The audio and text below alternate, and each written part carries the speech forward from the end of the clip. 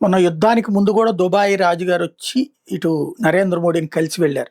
ఇప్పుడు దుబాయ్ మీద దాడుల్ని ఖండించిన మోడీ స్వయంగా యుఏఈ అధ్యక్షుడికి ఫోన్ చేశారు. మొన్న ఇరాన్ అధ్యక్షుడికి ఫోన్ చేశారు పెజెష్కియాన్‌కి. ఇప్పుడు ఆ ఇరాన్ బాధిత దేశమైన దుబాయ్‌కి ఫోన్ చేశారు.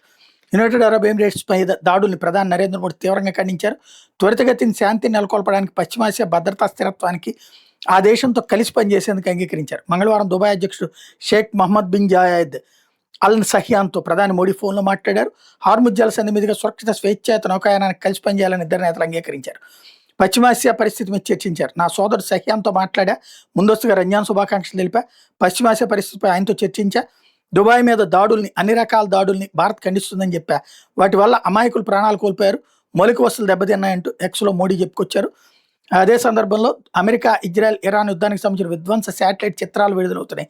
ఇప్పుడు గల్ఫ్ దేశాలు జరిగిన విధ్వంసానికి సంబంధించిన వివరాలు పెద్దగా వెల్లడిగాలి. తాజాగా విడుదల చేసిన చిత్రాలు విధ్వంస ఆనవాళ్లు స్పష్టంగా కనిపిస్తున్నాయి. ఇందులో ఇరాన్ బందర్ అబ్బాస్ పోర్ట్లో నౌకలు మంటల్లో కాలిపోయి, బహ్రెయిన్లోని అమెరికా సైనిక స్థావరమైన 5వ ఫ్లీట్లో భారీ విధ్వంసం జరిగింది. అబుదాబిలోని ఫ్రాన్స్ నౌకాదళ స్థావరం దెబ్బతింది. అందులో 2 హ్యాంగర్లు ధ్వంసమయ్యాయి. దుబాయ్ అంతర్జాతీయ విమానాశ్రయంలో భారీగా మంటలు చెలరేగాయి. ఒమన్లోని సలాలా పోర్ట్లో మంటలు చెలరేగిన దృశ్యాలు శాటిలైట్ చిత్రాలు కనిపిస్తున్నాయి.